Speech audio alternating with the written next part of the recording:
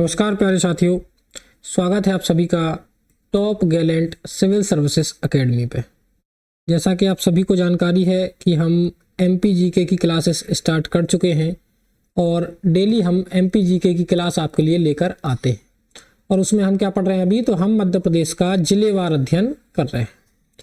आपको पता है हम इसके पहले अपना पहला पार्ट लेके आए थे जिसमें हमने भोपाल के बारे में जाना था और भोपाल के बारे में कुछ बेसिक फैक्ट्स क्लियर किए थे।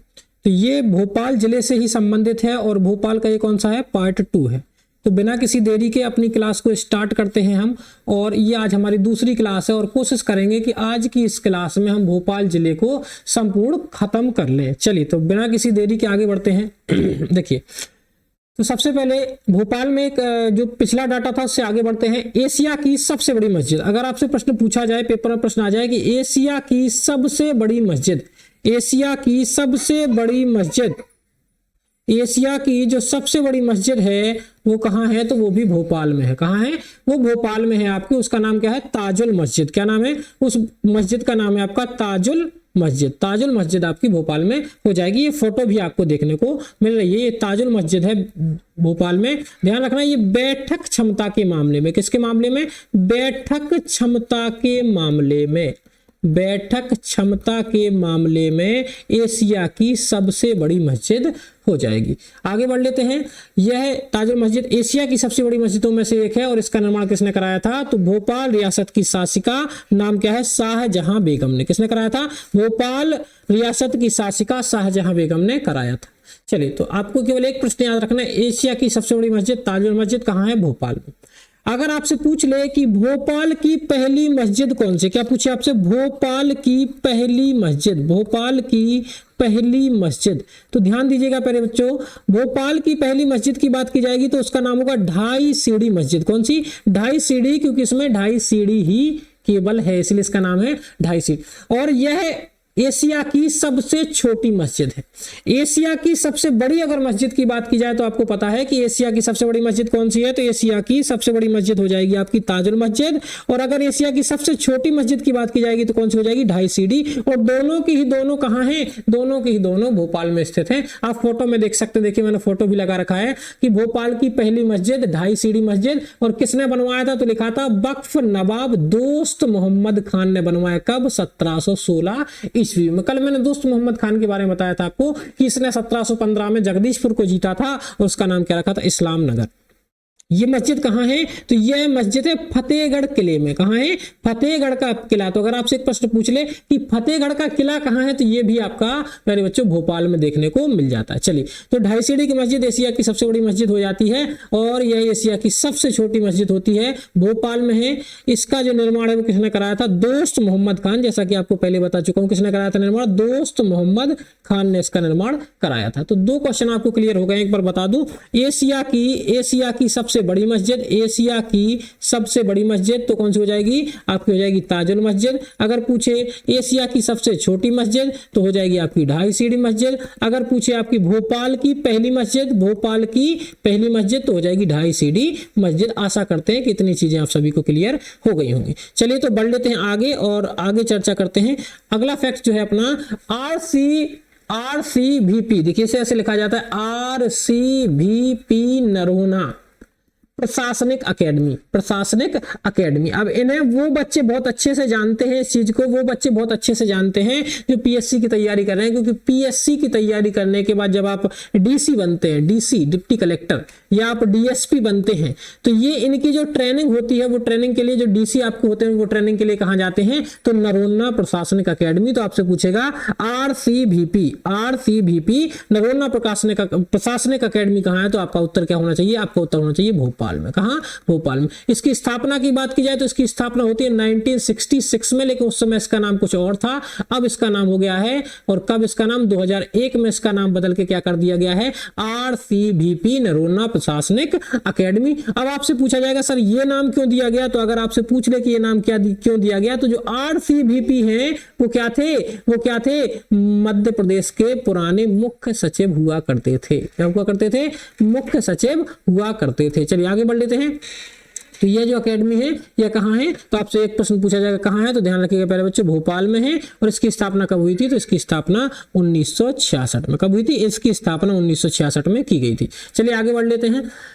सौर स्मारक, आपने नाम सुना होगा सौर स्मारक का, तो सौर स्मारक कहाँ है आपका, तो सौर स्मारक भी आपको भोपाल में देखने को मिल जाता है। जो भोपाल के आसपास से उन्होंने जरूर देखा होगा। और एक प्रकार का क्या कहा जाए इसे, वॉर म्यूजियम, क्या कहा जाएगा इसे, तो एक प्रकार का इसे वॉर म्यूजियम कहा जाएगा और भोपाल में यह स्थित है। और कब इसकी स्थापना हुई थी, तो इसकी स्थापना हुई थी 2016 में। उद्घाटन किसने किया था, हमारे प्यारे प्रधानमंत्री नरेंद्र मोदी जी के द्वारा इसका क्या हुआ था, उद्घाटन हुआ था सौर स्मारक। तो आपसे पूछेगा सौर स्मारक कहाँ है, तो मध्य प्रदेश की राजधानी भोपाल में है।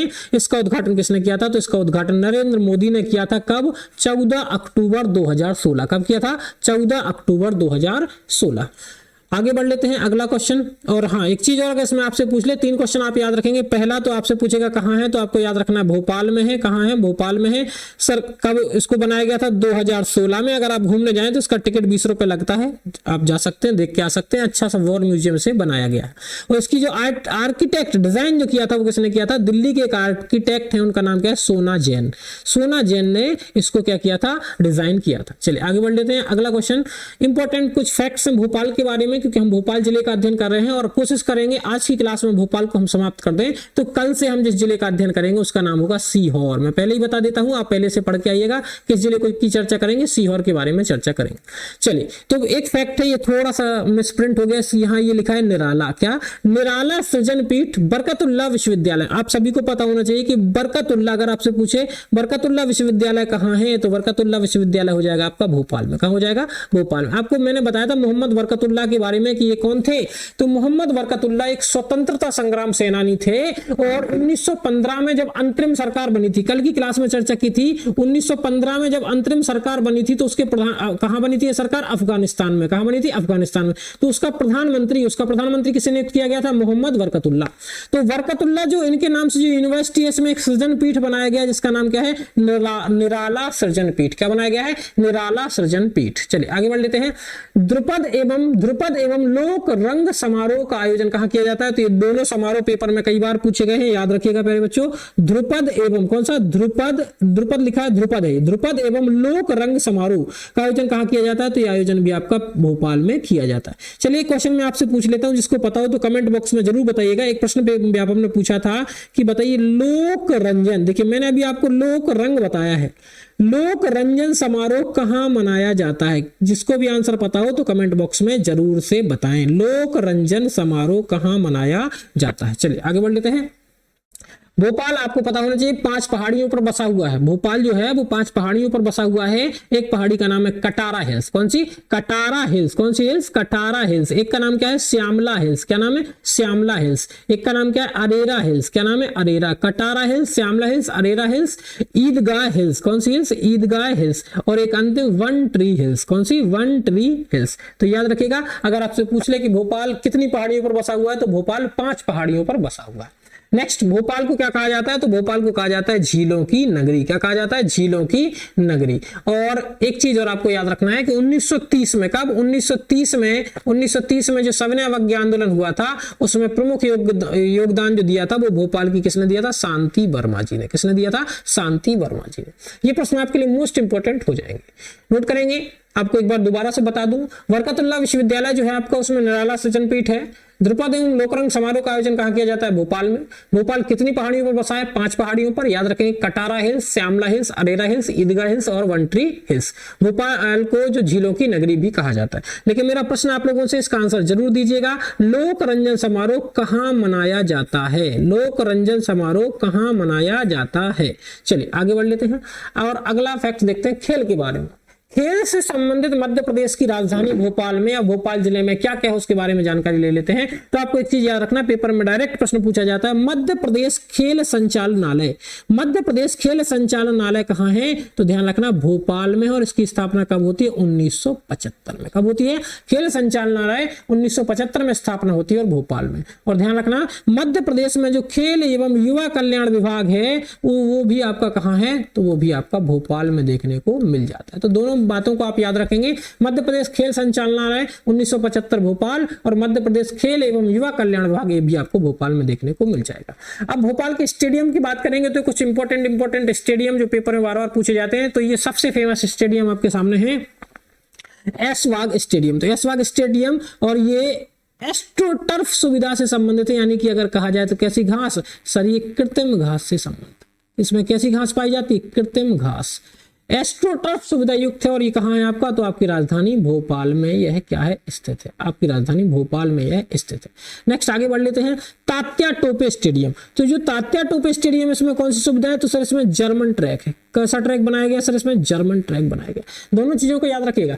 तात्या टोपे स्टेडियम में आपका खेल संग्रहालय भी बनाया गया है, नोट करिएगा। इसमें क्या बनाया गया आपका, खेल संग्रहालय। तात्या टोपे स्टेडियम में आपका क्या बनाया गया है, खेल संग्रहालय। खेल संग्रहालय बनाया गया। तो इतनी बातों को आप नोट करेंगे। ऐशबाग स्टेडियम आपका भोपाल में, तात्या टोपे स्टेडियम भी भोपाल में है और तात्या टोपे स्टेडियम में ही बनाया गया खेल संग्रहालय। एक और आपको याद रखना है, उद्धव दास मेहता खेल प्राधिकरण। उद्धव, इसको इंपॉर्टेंट है, इसको याद रखना। उद्धव दास मेहता खेल प्राधिकरण, शॉर्ट में लिखा है साई। साई मतलब SAI, sports authority of India. Sports authority of India, note करेंगे। ये आपका हो जाएगा उद्धव दास मेहता खेल प्राधिकरण। ये भी कहां देखने को मिलता है, भोपाल। नेक्स्ट, प्रकाश तरण पुष्कर। ये आपसे ये भी पूछ सकता है कि कौन सा किससे संबंधित, ध्यान रखना। प्रकाश तरण पुष्कर जो है वो कहां से संबंधित है, तो आपका तैराकी से संबंधित हो जाता है। कहां से संबंधित हो जाता है, तैराकी से संबंधित हो जाता है। नेक्स्ट आगे बढ़ेंगे, बाबे अली स्टेडियम। तो ये क्रिकेट से संबंधित है आपका। बाबे अली स्टेडियम का संबंधित क्रिकेट से, और कैसा क्रिकेट हो सकता है इसमें, सर नाइट क्रिकेट भी खेला जा सकता है। नेक्स्ट, प्रदेश का प्रथम रोइंग सेंटर।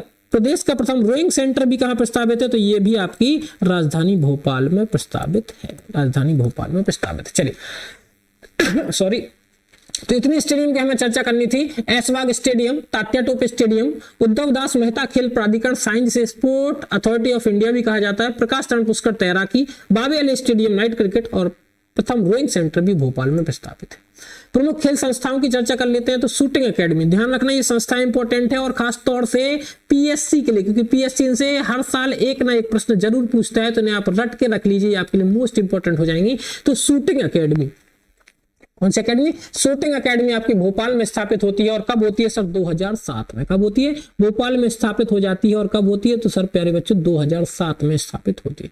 नेक्स्ट बात करेंगे एथलेटिक्स एकेडमी। तो एथलेटिक्स एकेडमी की स्थापना 2016 में होती है और ये भी कहां होती है, तो ध्यान रखना भोपाल में। कहां होती है, भोपाल में। नेक्स्ट बात करेंगे मार्शल आर्ट एकेडमी। तो मार्शल आर्ट एकेडमी की स्थापना भी 2007 में होती है और ये कहां होती है, ये भी सर भोपाल में हो जाती है। क्योंकि भोपाल के बारे में पढ़ रहे हैं तो स्वाभाविक सी बात है कि भोपाल की ही चर्चा की जाएगी। नेक्स्ट, पुरुष हॉकी एकेडमी की बात करेंगे तो पुरुष हॉकी एकेडमी भी आपको भोपाल में देखने को मिलती है और 2007 में इसकी क्या होती है, स्थापना हो जाती है। नेक्स्ट बात करेंगे इक्वेस्ट्रियन। इक्वेस्ट्रियन को कहा जाता है घुड़सवारी। इसकी स्थापना भी 2007 में होती है और ये भी कहां हो जाती है, आपकी भोपाल में। बार बार याद दिलाना पड़ रहा है कि भोपाल में। वाटर स्पोर्ट्स एकेडमी की बात करेंगे तो ये भी स्थापना 2007 में होती है और ये भी कहां है, आपकी भोपाल में देखने को मिल जाती है। नेक्स्ट बात करेंगे मध्य प्रदेश एथलेटिक्स एसोसिएशन। ये भी आपको कहां देखने को मिलता है, तो ये भी आपको भोपाल में देखने को मिल जाता है। तो बस एक ही याद रखना, कौन सी एकेडमी, एथलेटिक्स। कौन सी, एथलेटिक्स एकेडमी। एथलेटिक्स एकेडमी, इसकी स्थापना बस 2016 में होती है। बाकी सब की सब कौन कौन सी, सर सबसे पहले तो मैंने बात की शूटिंग एकेडमी। कौन सी एकेडमी, शूटिंग एकेडमी। उसके बाद अगर बात की जाए martial art academy, martial art academy. उसके बाद बात की जाए पुरुष हॉकी, मेंस हॉकी एकेडमी। उसके बाद अगर बात की जाए घुड़सवारी यानी इक्वेस्ट्रियन एकेडमी। और उसके बाद अगर बात की जाए वाटर स्पोर्ट्स एकेडमी। ये सब की सब आपको भोपाल में देखने को मिलेंगे और सब की स्थापना कहाँ होगी, सब कब होगी, तो सर 2007 में देखने को मिल जाएगी। चलिए नेक्स्ट बात करेंगे तो अगला देखेंगे हम भोपाल से संबंधित प्रमुख खिलाड़ी। और इन खिलाड़ियों से पेपर में बार बार प्रश्न आए हैं, अपने दिमाग में छाप लेना, खासतौर से पीएससी के पुराने पेपर उठा लेना। केवल स्टेट सर्विस नहीं, और जितने भी एग्जाम पीएससी द्वारा कंडक्ट कराए जाते हैं उसके एमपीजीके में आप ये क्वेश्चन बार बार देख सकते हैं। तो ध्यान रखना, मनीषा कीर जी जो है वो किससे संबंधित, शूटिंग से। मनीषा कीर जी शूटिंग से संबंधित और कहां से आती है, किस जिले से संबंधित है, तो ध्यान रखना भोपाल से। किस जिले से संबंधित है, भोपाल से। चिंकी यादव जी की बात की जाए तो ये भी शूटिंग से संबंधित है और कहां से आती है, सर ये भी भोपाल से आती है। समीर दाद जो है वो हॉकी से आते हैं और ये भी कहां है, भोपाल। जयप्रकाश यादव जिन्हें आपने शॉर्ट में नाम से जानते होंगे जेपी यादव, क्या किस नाम से जानते हैं? जेपी यादव, जयप्रकाश यादव क्रिकेट से संबंधित हैं और मध्य प्रदेश के भोपाल जिले से आते हैं। पूनम शर्मा जो है वो मार्शल आर्ट की क्या है? कोच हैं, वो भी कहां से आती हैं? तो भोपाल से आती हैं। इतने नाम आपको मुंह जबानी रटे होने चाहिए। कौन कौन सा? Manisha Keer shooting, Chinki Yadav shooting, Sameer Dad hockey और जयप्रकाश यादव क्रिकेट और Poonam Sharma martial art coach. ये आपको इतना याद रखना है। आगे बढ़ लेते हैं, नेक्स्ट देखेंगे देश में भोपाल। भोपाल के बारे में कुछ फैक्ट्स हैं। देश का पहला राष्ट्रीय सेलिंग, ये सीलिंग लिखा है, इसको क्या लिखना है? सेलिंग, राष्ट्रीय सेलिंग, मैंने लिख दिया ऊपर सेलिंग। नौकायन स्कूल कहाँ है? स्थापना कहाँ की जाएगी? भोपाल के बड़े तालाब में। तो आपसे पूछ सकता है कि भैया राष्ट्रीय सेलिंग स्कूल या नौकायन जो स्कूल है उसकी स्थापना कहाँ की जाएगी? तो भोपाल के बड़े तालाब में। एक और इंपॉर्टेंट प्रश्न, कचरे से कोयला बनाने वाला देश का दूसरा प्लांट कहां बनेगा? तो कचरे से कोयला बनाने वाला देश का दूसरा प्लांट आपको भोपाल में देखने को मिल जाएगा। नेक्स्ट की बात करेंगे, देश की पहली ग्रीन ट्रेन, तो देश की पहली ग्रीन ट्रेन हो जाएगी आपकी भोपाल एक्सप्रेस। अगर आपसे पूछेगा आईएसओ प्रमाण पत्र प्राप्त करता ट्रेन, देश की पहली ट्रेन, तो वो भी कौन सी होती है? भोपाल एक्सप्रेस। ठीक है, देश की पहली ग्रीन ट्रेन, ये ग्रीन का ही सर्टिफिकेट मिला है इसे, आईएसओ 9001 सर्टिफिकेट प्राप्त किया है इसने।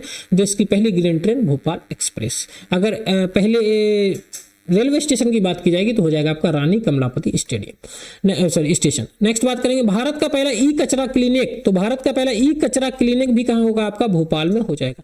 देखिए भोपाल के बारे में कोई भी जानकारी आपकी शेष नहीं रह जाएगी, आज कंप्लीट हो जाएगा। नेक्स्ट आगे बात करते हैं नेशनल हाईवे। तो भोपाल से केवल 2 नेशनल हाईवे को आप याद रखेंगे। एक आप याद रखेंगे NH 146, कौन सा? NH 146 और एक आप याद रखेंगे NH 46 के बारे में तो आपको याद रखना है कि ये प्रदेश का भी सबसे बड़ा है। देखिए अगर देश के सबसे बड़े NH की बात की जाएगी तो देश का सबसे बड़ा NH क्या होगा? NH 44, लेकिन अगर प्रदेश के NH की बात की जाएगी तो वो हो जाएगा NH 46, जिसकी लंबाई हो जाएगी 634 किलोमीटर। कितनी हो जाएगी? लंबाई हो जाएगी 634 किलोमीटर, जो कहां से प्रारंभ होता है? सर ये ग्वालियर से प्रारंभ होता है और बैतूल तक जाता है। और कहां से गुजरता है? सर भोपाल से। तो प्रदेश से 2 NH गुजरते हैं, कौन कौन से? तो याद रखना 146 और 46। कौन से? भोपाल से 2 NH गुजरते हैं, 146 और 46, NH 146 और NH 46। नेक्स्ट अगर रेलवे की बात की जाएगी, जिसमें मैं हाल में कार्यरत भी हूं, तो रेलवे की अगर बात की जाएगी तो अगर रेलवे की बात करें तो भोपाल मध्य प्रदेश के अंदर एक रेलवे जोन लगता है। मध्य प्रदेश के अंदर एक रेलवे जोन का मुख्यालय यानी हेडक्वार्टर लगता है, वो कौन सा रेलवे होता है? WCR। कौन सा? WCR, west central railway. कौन सा? West central railway. और जो वेस्ट सेंट्रल रेलवे है आपका, इसके अंतर्गत 3 डिवीजन आते हैं। देखिए जोन, ये वेस्ट सेंट्रल रेलवे क्या है? ये जोन है और इसके अंतर्गत 3 डिवीजन आते हैं। तो एक डिवीजन हो जाता है आपका भोपाल, एक हो जाता है आपका जबलपुर और एक हो जाता है आपका कोटा। कौन सा? कोटा। तो वेस्ट सेंट्रल रेलवे जो आपका जबलपुर, जो इसका हेडक्वार्टर क्या है? तो इसका हेडक्वार्टर हो जाएगा जबलपुर। और जबलपुर में हेडक्वार्टर कब बनाया गया था? 2003 में। इतनी जानकारी मैंने आपको दे दी। लेकिन अगर अभी भोपाल की चर्चा करें तो आपसे पूछेगा कि जो भोपाल है वो किस रेलवे जोन के अंतर्गत आता है? तो आपका आंसर होगा WCR। क्या होगा? सर भोपाल जो है वो WCR रेलवे जोन के अंतर्गत आता है। और अगर आगे बात की जाए तो सर ये किस डिवीजन में आता है? तो ये पश्चिम मध्य रेल के जोन के अंतर्गत आता है। नेक्स्ट आगे बात कर लेते हैं। हवाई अड्डे की बात की जाए तो आपको पता है भोपाल में जो हवाई अड्डा होगा उसका नाम क्या है? तो भोपाल में जो हवाई अड्डा है उसका नाम सभी को पता होगा, राजा भोज एयरपोर्ट। कौन सा? राजा भोज अंतरराष्ट्रीय हवाई अड्डा, राजा भोज एयरपोर्ट। भोपाल में जो हवाई अड्डा उसका नाम क्या है? राजा भोज एयरपोर्ट। नेक्स्ट आगे बात करेंगे। अगर बात करेंगे PPP, पब्लिक प्राइवेट पार्टनरशिप। देखिए इस पीपी जो लिखा है आपका PPP, इसका नाम है public private partnership. Public private नाम याद रखना, पब्लिक प्राइवेट पार्टनरशिप लिख देता हूं मैं यहाँ पे, public private partnership. Public private partnership की अगर बात की जाएगी तो इस पर आधारित पहला रेलवे स्टेशन कौन सा हो जाएगा आपका? तो रानी कमलापति स्टेशन। एक और इंपॉर्टेंट फैक्ट, अगर रानी कमलापति स्टेशन का पुराना नाम पूछा जाए तो क्या नाम था? हबीबगंज। जब इसका हबीबगंज नाम हुआ करता था तो इसको शॉर्ट में कहते थे HBJ, लेकिन जब इसका नाम रानी कमलापति हो गया तो इसका कोड बन गया RKMP। क्या बन गया है? RKMP। याद रखना हबीबगंज का भी पुराना नाम क्या था? पेपर में पूछा जा सकता है, शाहपुर रेलवे स्टेशन। क्या नाम था? Shahpur railway station. नेक्स्ट बात करेंगे शिक्षा की बात करेंगे। कौन कौन से विश्वविद्यालय हैं? तो सभी को पता होगा, माखनलाल चतुर्वेदी पत्रकारिता विश्वविद्यालय। कौन सा? माखनलाल चतुर्वेदी पत्रकारिता विश्वविद्यालय। दूसरा बात करेंगे तो अटल बिहारी वाजपेयी हिंदी विश्वविद्यालय। नेक्स्ट बात करेंगे all India institute of medical science, जैसे हम शॉर्ट में क्या कहते हैं सर, एम्स कहेंगे। All India institute of medical science, AIIMS. तो अगर आपसे पूछेगा एम्स कहाँ है, तो ये भी आपका भोपाल में देखने को मिल जाएगा। कहाँ हो जाएगा, भोपाल में। एम्स की स्थापना भी भोपाल में की गई है, AIIMS. Next, Maulana Azad national institute of technology, इसे शॉर्ट में कहा जाता है मैनेट। क्या कहा जाता है, Maulana Azad national institute of technology, short में क्या कहा जाता है, मैनेट। तो ये मैनेट भी कहाँ है आपका, भोपाल में है, Maulana Azad national institute of technology. Next बात करेंगे राजा भोज खुला विश्वविद्यालय, इसको सभी लोग जानते होंगे, जैसे हम भोज मुक्त के नाम से जानते हैं। और आपने देखा होगा जब बच्चे पास नहीं हो पाते हैं तो इसी यूनिवर्सिटी का सहारा लिया जाता है। चलिए नेक्स्ट, जोक सपाट, राजा भोज खुला विश्वविद्यालय, ये हो जाएगा आपका भोपाल के अंतर्गत। नेक्स्ट आगे बात करेंगे पंडित खुशीलाल शर्मा। हाँ, ये इंपॉर्टेंट हो जाएगा खासतौर से पीएससी के लिए, क्योंकि इससे ज्यादा लोग परिचित नहीं है, जो भोपाल के आसपास के वही परिचित होंगे। पंडित खुशीलाल शर्मा राजकीय आयुर्वेद चिकित्सा महाविद्यालय, ये भी आपका भोपाल में देखने को मिल जाएगा। इससे तो मैक्सिमम लोग परिचित होंगे। राजीव गांधी प्रौद्योगिकी विश्वविद्यालय से कहा जाता है RGTU या RGPV, ये हो जाएगा आपका राजीव गांधी प्रौद्योगिकी विश्वविद्यालय। नेक्स्ट बात करेंगे वर्कतुल्ला, इनके बारे में बता चुका हूं। और वर्कतुल्ला विश्वविद्यालय में कौन सा सृजन पीठ है, तो याद रखना निराला सृजन पीठ। कौन सा सृजन पीठ है, तो निराला सृजन पीठ हमें देखने को मिल जाता है। नेक्स्ट आगे बात करेंगे गांधी मेडिकल कॉलेज, कौन सा मेडिकल कॉलेज है, गांधी मेडिकल। नेक्स्ट बात करेंगे कुछ महत्वपूर्ण तथ्य की चर्चा करेंगे।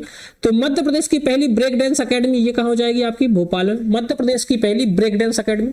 बात करेंगे मध्य प्रदेश की पहली साइकोलॉजी लैब, मध्य प्रदेश की पहली साइकोलॉजी लैब भोपाल में। मध्य प्रदेश का पहला महिला थाना, ये भी कहाँ हो जाएगा आपका, भोपाल में। और ये कब बनाया गया था सर, ये बनाया गया था 1987 में। मध्य प्रदेश का पहला महिला थाना 1987 में भोपाल में बनाया गया था। मध्य प्रदेश का पहला open air driving theatre, Madhya Pradesh का पहला open air driving theatre Bhopal में। प्रदेश का प्रथम आपदा प्रबंधन संस्थान, ये भी भोपाल में। प्रदेश का पहला सर्प उद्यान, ये भी भोपाल में। ये कहाँ है, किस राष्ट्रीय उद्यान में सर, वन विहार राष्ट्रीय उद्यान। कल वन विहार के बारे में भी पढ़ाया था कि वन विहार राष्ट्रीय उद्यान जो है वो 4.45 वर्ग किलोमीटर में फैला हुआ है। और एक चीज और बताई थी कि ये शहर के बीचों बीच बनाया गया। तो ये जो प्रदेश का पहला सर्प उद्यान है, ये वन विहार राष्ट्रीय उद्यान में देखने को मिल जाता है। नेक्स्ट बात करेंगे प्रदेश में सर्वाधिक शासकीय विश्वविद्यालय कहाँ है, भोपाल में है।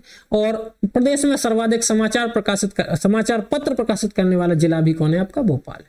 अगर प्रदेश के पहले ग्राम न्यायालय की बात की जाएगी तो ये 2009 में बनाया गया था। और कहाँ, तो ये ध्यान रखिएगा बैरसिया। कहाँ, तो भोपाल के पास जगह है बैरसिया। क्या, बैरसिया। तो बैरसिया में ये बनाया गया। नेक्स्ट आगे बात कर लेते हैं विधानसभा की। तो अगर विधानसभा की बात की जाए तो देखो, मध्य प्रदेश में जो पुरानी विधानसभा थी उसका नाम था मिंटो हॉल। सुनना बात को ध्यान से, मध्य प्रदेश में जो पुरानी विधानसभा थी उसका नाम क्या था, मिंटो हॉल। तो 1 नवंबर 1956 से लेकर 1996 तक, कब तक, 1996 तक विधानसभा कहाँ लगी है आपकी, मिंटो हॉल में। मिंटो हॉल का नाम अब कर दिया गया कुशाभाऊ ठाकरे भवन। क्या कर दिया गया है, कुशाभाऊ ठाकरे भवन। क्या कर दिया गया है प्यारे बच्चों, कुशाभाऊ ठाकरे भवन। तो जब मध्य प्रदेश का गठन हुआ, मध्य प्रदेश का गठन यानी कि 1 नवंबर 1956 से लेकर 3 अगस्त 1996 तक ये विधानसभा आपकी कहां लगी, मिंटो हॉल में। लेकिन 3 अगस्त 1996 को हमने अपना नया विधानसभा भवन बनाया, जिसका नाम रखा इंदिरा गांधी विधानसभा भवन। क्या नाम रखा, इंदिरा गांधी विधानसभा भवन। और इसकी अगर बात करें कि इसका उद्घाटन किसने किया था, तो इसका उद्घाटन किया था भारत के 9वें राष्ट्रपति शंकर दयाल शर्मा। अब आप पूछेंगे सर इन्होंने क्यों किया, क्योंकि ये भी कहां से आते हैं, भोपाल से। और ये विधानसभा भी कहां बनाई गई, भोपाल में ही बनाई गई। तो ध्यान रखिएगा, इतने फैक्ट्स के बारे में हमें चर्चा हमने यहाँ से की है। बहुत इंपॉर्टेंट फैक्ट आपके हैं यहाँ से, तो ध्यान रखिएगा। अगर पूछे कि पुरानी विधानसभा का नाम क्या था, मिंटो हॉल। अगर पूछे इसका नाम बदल कर क्या कर दिया गया, तो कुशाभाऊ ठाकरे भवन कर दिया गया है। और 1996 डेट भी बता दी मैंने, 3 अगस्त 1996 को नई विधानसभा भवन बनी, जिसका नाम रखा इंदिरा गांधी भवन। क्या नाम रखा गया, इंदिरा गांधी विधानसभा भवन। नेक्स्ट बात करेंगे तो भोपाल गैस त्रासदी तो सभी को पता है ये कब हुई थी, तो सर ये 2-3 दिसंबर 1984। कब हुई थी? 2-3 दिसंबर 1984। कब हुई थी प्यारे बच्चों? 2-3 दिसंबर 1984। और एक यूनियन कार्बाइड, किसका? यूनियन कार्बाइड की कंपनी थी, जिससे किस गैस का रिसाव हुआ था? MIC, methyl isocyanate. और इससे बचने के लिए एक ऑपरेशन चलाया गया था, तो ऑपरेशन का नाम क्या रखा गया था? Operation faith. और इतने क्वेश्चन आपको याद रखने हैं। और इसके लिए कमेटी बनाई गई थी, कमेटी का नाम था AK सिंह कमेटी। कौन सी कमेटी? AK सिंह। तो अगर आपसे पूछे भोपाल गैस त्रासदी कब हुई थी, तो ध्यान रखना 1984, 2-3 दिसंबर 1984 को। किस कंपनी का कारखाना था? तो ध्यान रखना यूनियन कार्बाइड का। कौन सी गैस का रिसाव हुआ था? मिथाइल आइसोसाइनेट का।